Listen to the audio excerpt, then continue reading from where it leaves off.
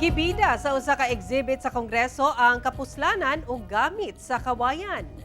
Gibida ato sa Bamboo Brilliance Innovations and Inspirations in Sustainable Designs ang pipila ka musical instruments sama sa gitara ug marimba. Doon na say baskets ug mga dekorasyon sa balay.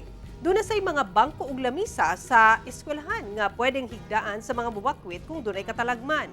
Usa kini sa mga proyekto sa DOST Forest Products Research and Development Institute.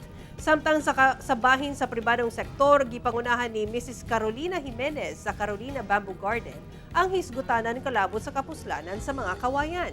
Giawhag niya ang mga kongresista nga magpasa og balaod aron pakusgan pa ang bamboo industry sa nasod.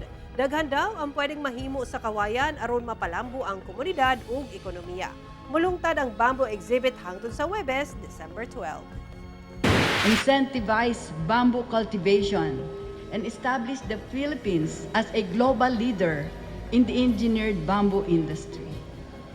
With your support, we can create a sustainable supply chain that not only meets global demand, but also uplifts our people and restores our environment.